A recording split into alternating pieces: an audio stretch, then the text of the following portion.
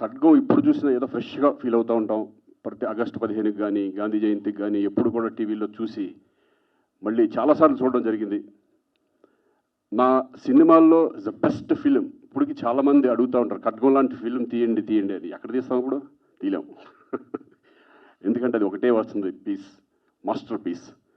నా లైఫ్లో నేను ఎప్పటికీ మర్చిపోలేని ఈ సినిమా మళ్ళీ అక్టోబర్ 18న రిలీజ్ చేయడం చాలా సంతోషంగా ఉంటుంది. ఎందుకంటే జనరేషన్స్ మారిపోతూ ఉంటాయి. 20 ఇయర్స్కి జనరేషన్స్. ఇప్పుడున్న జనరేషన్కి ఎవరికి ఖడ్గం అంటే ఎవరో తెలియదు. ఎందుకంటే వాళ్ళు 20 ఇయర్స్ వచ్చేసి ఉంటాయి కాబట్టి ఆ యూత్కి ఎవరికి కూడా ఖడ్గం గురించి నాకు తెలియకపోవచ్చు. మళ్ళీ ఒక మంచి పేట్రియాటిక్ ఫిలిం, మంచి ఫిలిం మీ ముందుకు రాబోతుంది. డెఫినెట్గా ఒక మంచి సినిమా చూసిన అనుభూతి మీకు కలుగుతుందని నేను మనస్ఫూర్తిగా అనుకుంటున్నాను. డెఫినెట్గా ఇంకా వంశీ, అసలు ఈ సినిమా నాకు వచ్చేది కాదు, నన్ను వద్దన్నారు ప్రొడ్యూసర్ గారు. మధుమురళి ఫస్ట్ అంటే ఒకటి, అంతకుముందు నేను ఎప్పుడు ఫ్యామిలీ సబ్జెక్ట్ చేసేవాడిని. ఫ్యామిలీ సబ్జెక్ట్ చేస్తూ ఇంత పెద్ద దీంట్లో ఒక బ్యూటిఫుల్ మంచి ఎమోషనల్ క్యారెక్టర్ చేయడం అనేది ప్రొడ్యూసర్స్ కూడా డెఫినెట్గా వంశీ ధైర్యం చేసి నాకు ఇచ్చాడు. కానీ అంతే కదా వంశీ, ఫస్ట్ వద్దన్నారు కదా. శ్రీకాంత్ కాకుండా వేరే వాళ్ళు అయితే నేను సినిమా చేస్తానని చెప్పారు ఆయన. కానీ ఆయన అన్న దాంట్లో కూడా ఒక న్యాయం ఉంది. ఎందుకంటే అప్పటి వరకు నేను ఫ్యామిలీ సబ్జెక్ట్ చేశాను, భయపడ్డారు, ప్రొడ్యూసర్గా భయపడ్డాడు. కానీ వంశీ నాకు శ్రీకాంత్ గురించి తెలుసు, ఆడేంటో తెలుసు. డెఫినెట్గా శ్రీకాంతే నాకు కావాలి అని పట్టుబట్టి మళ్ళీ ఈ క్యారెక్టర్ నాకు ఇవ్వడం నిజంగా నా లైఫ్లో నేను మర్చిపోలేను. వంశీ అలాగే మధుమురళి కూడా. మధుమురళి అన్నాడు కానీ తర్వాత మళ్ళీ ఎస్ నువ్వు అనుకుందంటే కరెక్టే చేసేయండి అని చెప్పారు ధైర్యంగా. ఆ ధైర్యం చేసి నాకు ఆ క్యారెక్టర్ ఇవ్వడం. అలాగే దాంట్లో రవితేజ, ప్రకాష్ రాజ్ వాళ్ళు విద్యాగా రాలేదు, వాళ్ళు లేరు, ఊళ్ళో లేరు కాబట్టి రాలేకపోయారు, లేకపోతే వాళ్ళు వచ్చేవాళ్ళు. So thank you Vamshi. నాకు ఎందుకంటే వంశీ సినిమాలో ఆర్టిస్ట్ చేయడం అనేది ఒక నేను ఫిల్మ్ ఇన్స్టిట్యూట్ నుంచి వచ్చాను, కానీ ఈయన ఒక ఇన్స్టిట్యూట్, సపరేట్ ఇన్స్టిట్యూషన్. ఎందుకంటే వంశీ చెప్పే విధానం, ఆర్టిస్ట్కి ఇంజెక్ట్ చేసే విధానం ఎంత బాగుంటుందంటే ప్రతి పాయింట్, ఈచ్ పాయింట్ మన నరనరాల్లో దింపేస్తాడు. అటువంటి వంశీ ఆయన సినిమా చేసిన తర్వాత మనకి చాలా కాన్ఫిడెన్స్ వస్తుంది. వేరే సినిమాలు చేసినప్పుడు చాలా ఈజీ అనిపిస్తుంది. అట్లా 3 సినిమాలు ఆయన డైరెక్షన్లో చేయడం నేను. ఖడ్గం తర్వాత నా 100వ ఫిలిం, 100 మూవీ కావాలని వంశీ అయితే నాకు బాగుంటుంది నా 100వ సినిమా. కానీ మహాత్మా, అలాగే గోవిందుడు అందరి వాడేలో నాకు బ్యూటిఫుల్ మంచి క్యారెక్టర్ రామ్ చరణ్ సినిమాలో ఇవ్వడం.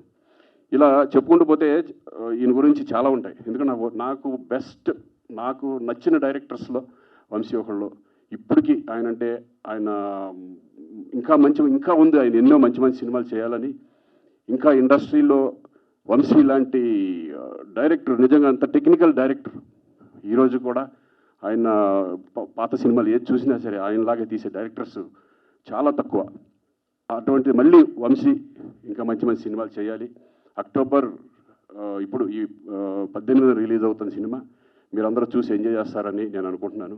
ఎందుకంటే నా లైఫ్లో బెస్ట్ సాంగ్ నువ్వే సాంగ్, అది ఎప్పటికీ మర్చిపోలేను. సిరివెల్ల సీతారామ శాస్త్రి గారు ఆయన లేకపోవడం నిజంగా దురదృష్టం. ఈ సాంగ్ జరిగినప్పుడు గుర్తుందా నీకు?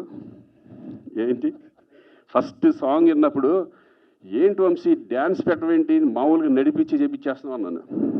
గుర్తుందా? ఈ సాంగ్లో డ్యాన్స్ ఉండకూడదురా, ఇతర డ్యాన్స్ లేదురా అన్నాడు. అలా ఒక సరదాగా నాకు కొంచెం షై ఉండేది. హీరోయిన్తో సోనాలి బింద్రే తనతో చేసేటప్పుడు షై ఉండేది. మేమిద్దరం కలిసి రిహార్సల్ చేసేవాళ్ళం. నువ్వు ఆగు, మేమిద్దరం చేస్తాం, ఫస్ట్ నన్ను టెన్షన్ పట్టద్దని చెప్పి. అలా అంటే తలుచుకుంటుంటే చాలా ఇన్సిడెంట్స్ ఇవన్నీ చాలా బాగుంటాయి. సో అక్టోబర్ 18న డెఫినెట్గా ఈ సినిమా మీరు చూసి ఎంజాయ్ చేస్తారని అనుకుంటున్నాను. అలాగే షఫీ అప్పుడే ఒక నేషనల్ స్కూల్ ఆఫ్ డ్రామా అప్పటి నుంచి వచ్చి చాలా న్యాచురల్ యాక్టర్. ఎంత న్యాచురల్ అంటే నేను ఇన్స్టిట్యూట్ నుంచి వచ్చాను కానీ బట్ వాళ్ళ ఇన్స్టిట్యూషన్, వాళ్ళ స్టైల్ ఆఫ్ యాక్టింగ్ వేరే ఉండేది. అంతా అంటే మెథడ్ యాక్టింగ్ టైప్ ఆఫ్ ఎక్కువ ఉండేది కదా మా ఇన్స్టిట్యూషన్. మాకు అది నేర్పల, మాదంతా వెళ్ళిపోతూ ఉండేది అంతే అది. సో వండర్ఫుల్ ఆర్టిస్ట్ని ఇండస్ట్రీకి పరిచయం చేశాడు వంశీ. అలాగే ఇంకా మా బావ గురించి ఏం చెప్తాం, అడు ఏ క్యారెక్టర్ చేసిన దాంట్లో ఇద్దరం ఎన్నో సినిమాలు చేసాం. ప్రేయశ్రావే దగ్గర నుంచి ఎన్ని సినిమాలు చేసాము. ప్రతి సినిమాలో కూడా వాడు మంచి బ్యూటిఫుల్ క్యారెక్టర్, మంచి ఆర్టిస్ట్. ఇప్పుడు ఏ క్యారెక్టర్ చేసినా కూడా దాన్ని ముందుకు తీసుకెళ్ళిపోతాడు. అద్భుతమైన పర్ఫార్మర్. థ్యాంక్ యూ బాబా. ఎన్నో సినిమాలు, అద్భుతమైన సినిమాలు ఉన్నాయి మన వినోదం దగ్గర నుంచి అక్కడ లెక్కేసుకుంటే. సో మరి మరొక్కసారి అందరికీ నేను థ్యాంక్స్ చెప్పుకుంటున్నాను, అలాగే ప్రొడ్యూసర్స్కి.